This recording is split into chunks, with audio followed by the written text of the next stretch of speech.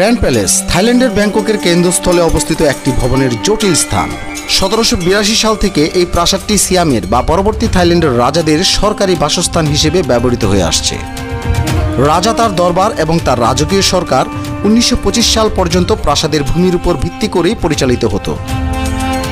তবে গ্র্যান্ড প্যালেসটি এখনও সরকারি অনুষ্ঠানের জন্য ব্যবহৃত হয়। প্রতি বছর প্রাসাদের দেয়ালের ভেতরে বেশ কয়েকটি রাজকীয় অনুষ্ঠান এবং রাষ্ট্রীয় অনুষ্ঠান অনুষ্ঠিত হয়। এই প্রাসাদটি থাইল্যান্ডের অন্যতম জনপ্রিয় পর্যটন আকর্ষণ, যেখানে প্রতি বছর 8 মিলিয়নেরও বেশি মানুষ আসেন। আমরা গ্র্যান্ড প্যালেসের কাছাকাছি চলে আসছি ফার্স্ট টাইম, তো দেখা যাক।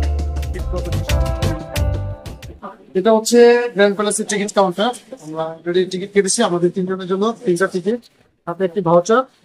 তো প্রত্যেকটা টিকিট জনপ্রতি এডাল্টের জন্য 500 বাদ করে নিয়ে যায়। তো এই হচ্ছে শুরুর ইনফরমেশন। দেখি ভিতরে কি কি আছে। আবার বন্ধুরা, ভিতরে ক্যামেরা নিষেধ। 1782 সালের 6 মে চাকুরি রাজবংশের প্রতিষ্ঠাতা বা রামা প্রথমের আদেশে প্রাসাদের নির্মাণ কাজ শুরু হয়, যখন তিনি রাজধানী থনবুরি থেকে ব্যাংককে স্থানান্তরিত করেন। পরপর রাজত্বকালে অনেক নতুন ভবন এবং কাঠামো যুক্ত করা হয়, বিশেষ করে রাজা চোলালঙ্কর্ণ বা রামা পঞ্চমের রাজত্বকালে।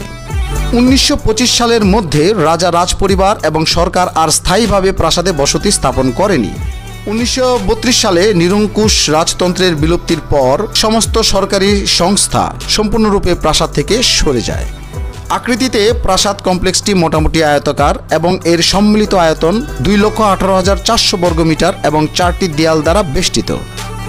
এটি রতনকোশিন দ্বীপের কেন্দ্রস্থলে চাওফ্রায়া নদীর তীরে অবস্থিত, যা বর্তমানে ফ্রা নাখন জেলায় অবস্থিত। গ্র্যান্ড প্যালেসটির উত্তরে সনামলোয়াং এবং নাফরালং রোড, পশ্চিমে মহারাজ রোড, পূর্বে সানামচাই রোড এবং দক্ষিণে থাইওয়াং রোড অবস্থিত। একটি একক কাঠামোর পরিবর্তে গ্র্যান্ড প্যালেসটি খোলা লন, বাগান এবং উঠোনের চারপাশে স্থাপন করা অসংখ্য ভবন, হল, প্যাভিলিয়ন দ্বারা গঠিত। এর সামঞ্জস্যতা এবং সারগ্রাহী শৈলী এর জৈব বিকাশের কারণে 200 বছরেরও বেশি ইতিহাসের ধারাবাহিক রাজাদের দ্বারা সংযোজন এবং পুনর্নির্মাণ করা হয়েছে। এটি কয়েকটি অংশে বিভক্ত, যেমন পান্নাবুদ্ধের মন্দির, বহির্দৃষ্টি, মধ্য প্রাঙ্গণ, ফ্রা মহাপ্রসাদ ভবন এবং চক্রী মহাপ্রসাদ ভবন। গ্র্যান্ড প্যালেসটি বর্তমানে একটি জাদুঘর হিসেবে জনসাধারণের জন্য আংশিকভাবে উন্মুক্ত, তবে এটি একটি কার্যকর প্রাসাদ হিসেবে রয়ে গেছে, যার ভিতরে এখনও বেশ কয়েকটি রাজকীয় অফিস রয়েছে।